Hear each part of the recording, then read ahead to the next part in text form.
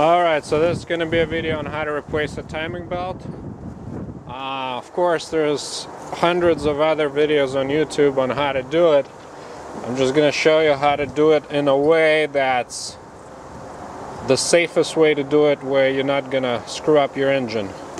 You need to go to the store and you need to pick up one of these tools right here. This, you put it on the cams.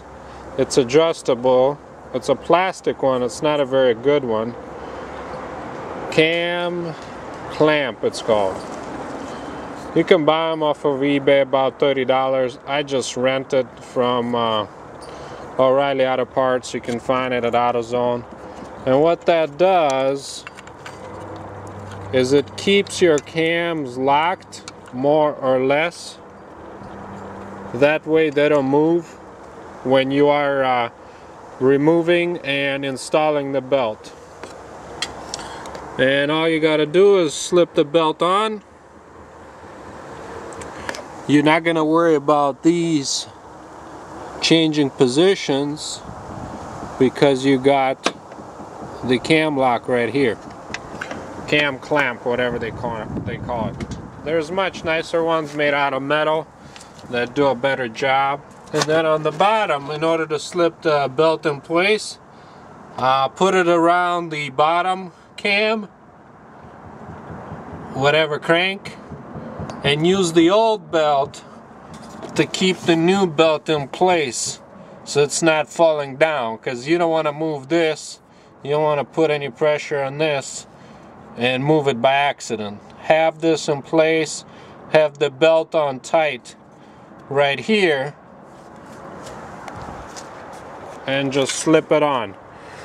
Of course, professionals that do hundreds of belt changes, they're not gonna need this. They can just swap out the belt without having to worry about anything.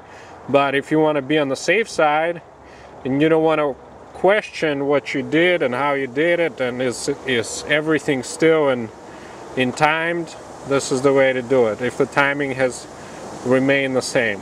And that's all there is to it. This is going to be applicable not just to Volvos, that's going to be applicable to many older cars that are still out there that have timing belts.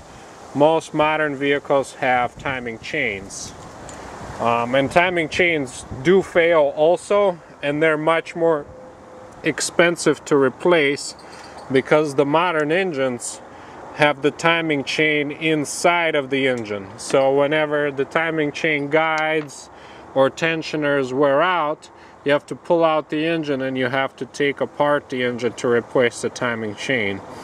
Versus, yeah, these are older designs from the good old days, but at least it's not as costly to replace the belt.